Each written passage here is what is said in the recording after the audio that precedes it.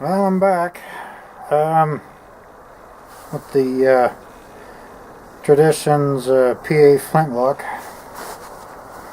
or the PA accelerator as they call it, and I cleaned her out again after the shooting the other day. Found a couple of issues, which I'll have in another video. And it's cold today, colder. Yeah, so I got my mitts on and everything. It's about -2 to -4 degrees. And we're going to give this thing another go. I found some, the bore in the breech plug wasn't all the way, or wasn't cut clear. So there was a restriction both in the touch hole, inside the touch hole liner, and there's it didn't seem like they drilled it correctly or all the way through, and the port that goes from the touch hole on. So that 90 degrees there was some stuff in there that may have been a contributing factor to the delays in this thing firing.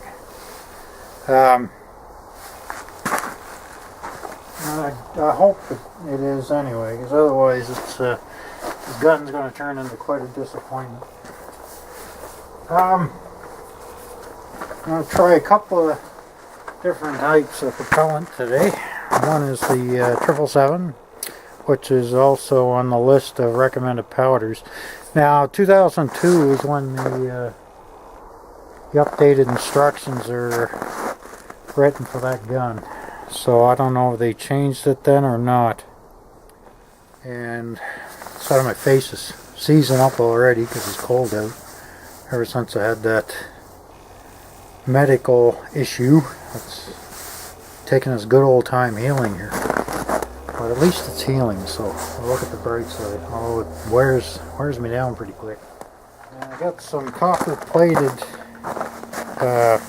429 bullets, along with my usual stash of Lee reels, and I get the sabots for the 44 bullets as well. Those are 240 grainers. I still got these Thompson Center cheap shots, and they call them cheap shots. They're a little bit less, a fair amount less than the other ones, but the thing is, you only get 20 of them, right? So cheap, not in the way they mean it. So let's hope this thing works right today. Alright, I got 100 grains of the 777 in there. That's the FFG equivalent. I filled the pan with powder. I did not prime the touch hole. And I'm using the same cheap bullets there. So if it fails to light, then there's all the issues have been fixed. So if it fails to light, it's just the gun's not doing what it's designed to do. It's cold too, let me tell you. Let's see what happens here with the 777. Absolutely nothing. Wow. Gun is not as advertised. To go through the extra rigmarole of priming that touch hole, which they're saying half a pan of powder, you should be able to light off the 777 and the Pyrodex, and that's obviously not the case. And I am making sure the primer powder is up against that touch hole liner. So we'll give it another go, see if there's any kaboom.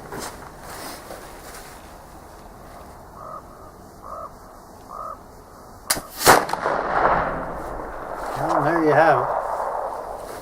What a hell of a delay though.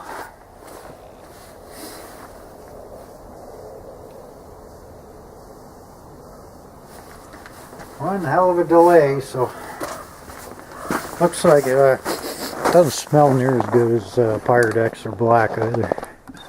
The handle broke on my camera mount today, so it's actually my wife's. So I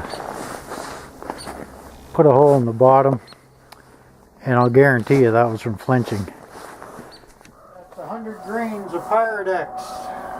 Pan is pretty much full. I gave it 2 presses of the primer thingy, and I did not prime the touch hole, so let's see what happens.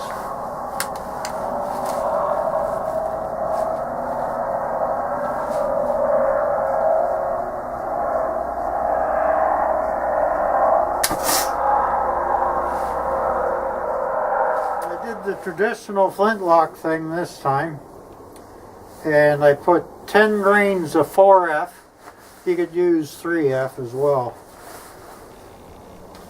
in there first. So I got basically using the 4F in the barrel to help light off the Pyrex, and I put 110 or 120 grains, so it's about 130 grains worth of powder. Max in this gun they say is 150. So she's I didn't prime the touch hole, although I do have the primer powder up against it. So let's see how that works. And it should behave like an ordinary black powder would. So.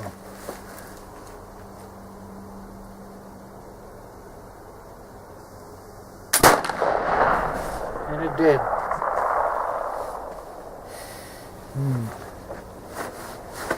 It lit off real fast that way. So you treat it like any other flintlock. So the only real difference is it'll fire pellets, and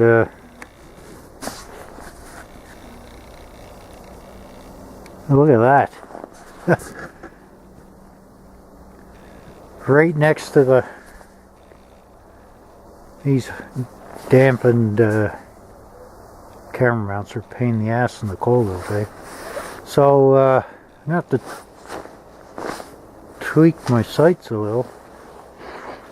But boy, look at that, eh? Side by side, I like that. I put 10 grains of 4F down the barrel, and then I put 90 grains of 777 on top of that. So I did not prime the touch hole, but that 4F is so fine it will go down inside that flash part of the breech plug there. So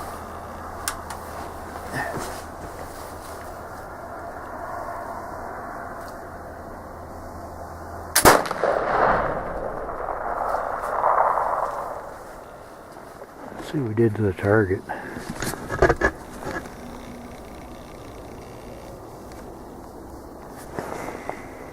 Ooh. I guess I didn't flinch so much on that one because she's just above the bullseye. I'll buy that for $1.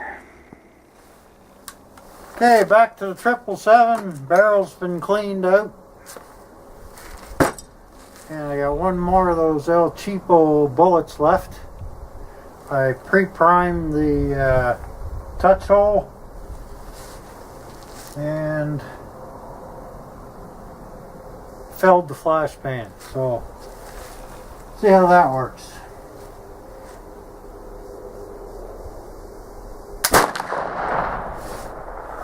Worked like a damn. So can't argue with that. It lit off really nice. Let's see where the bullet went. Man, this thing's hard. Shut it off for some reason. Let's see where it went.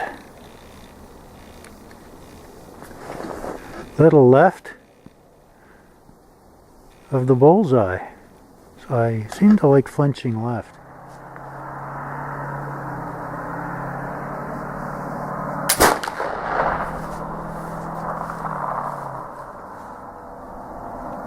I think it's a third. I put a third hole up on the top left between those two small stars.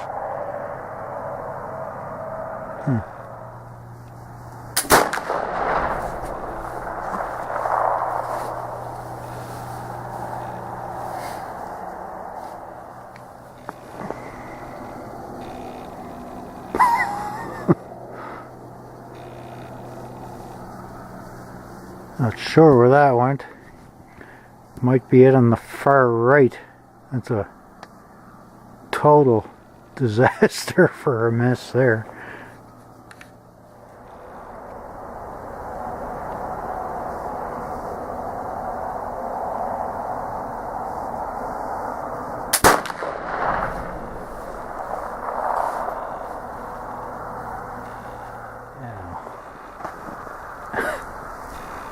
It looks like I got a windage adjustment, or wish I brought my good rifle rest out.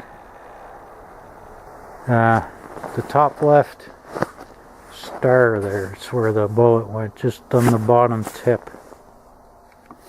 So I put a Lee reel bullet in there, and see how that goes. Sure is easier to get down the pipe.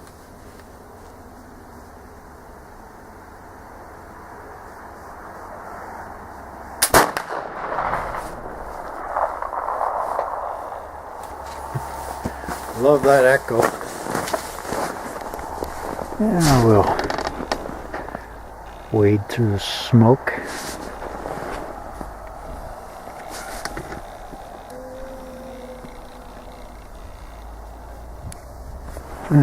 Oh, went high and a smidgen right.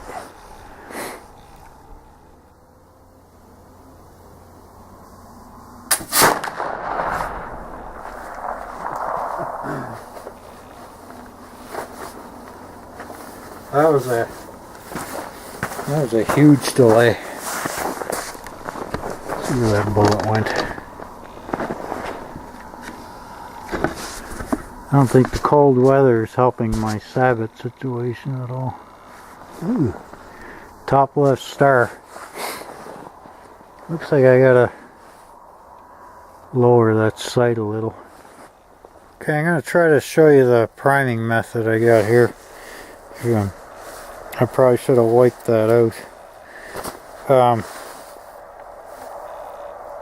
Start with one load of just one push of the pan primer, and I get it about halfway up the hole there, the touch hole.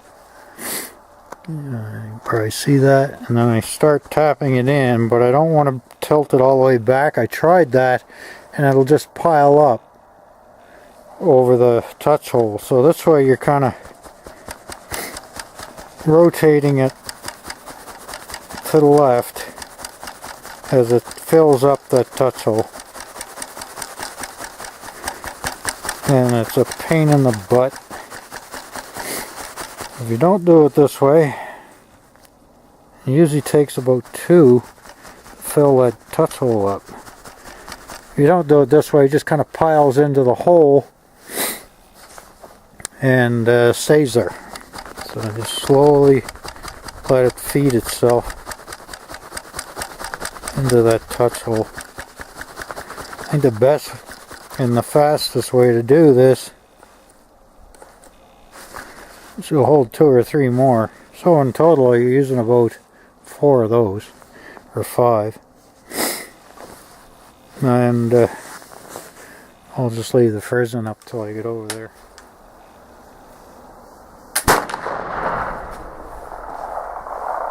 And there is enough delay to flinch like the bugger on that. I think that's the last shot.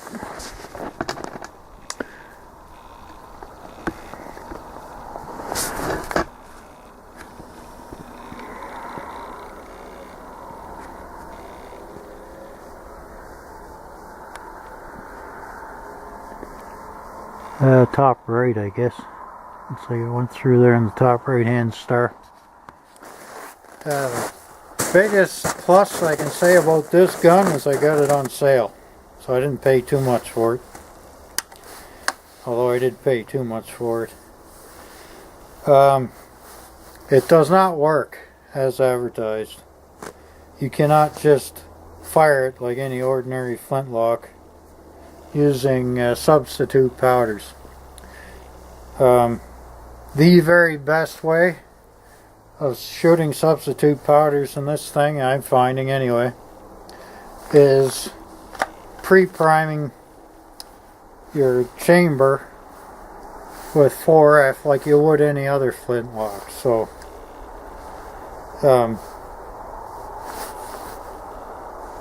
sitting there trying to get